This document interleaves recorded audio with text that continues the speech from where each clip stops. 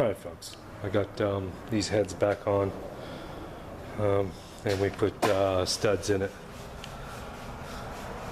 So, and we got dowel pins for the head gaskets.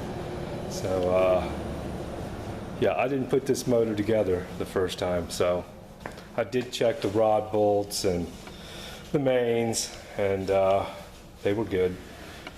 And I had changed the cam gear and timing chain to a different one, degreeable. So I knew that was on and had Loctite on it, and I had to put the plugs back in the oil journals and the cam plug in the back, which they already had the timing chain and stuff on, didn't have that in there, so it's gonna leak. So we should be sealed up on the head gaskets, and this motor hasn't been bored. Standard bore, 4-inch. It's 302, I guess a 3-inch stroke, 4-inch bore. And I guess they told TJ it was 306, was that bored 30 over or something. It has not been bored, so. But the bore looks fine on it, so it's good enough, good to go. And when I had it upside down, the bottoms of the piston skirts didn't look all scratched up or worn out, so we're probably good there. I hope clock the rings the right way and stuff like that, but you know, time will tell.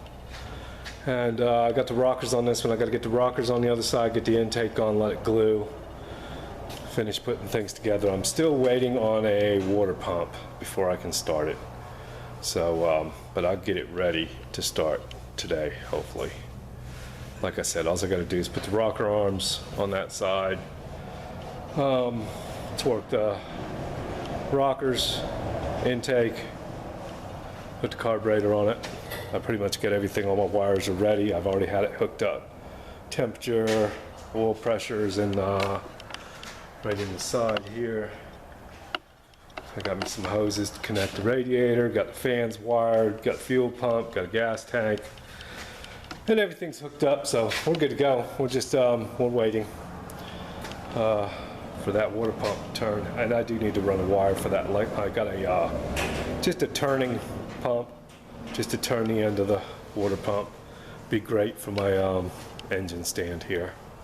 That's all we need it for, and we're mounted, so good to go. All right, guys, I'll come back when I get it all glued together and looking like an engine. All right, now stay tuned. Thanks for watching.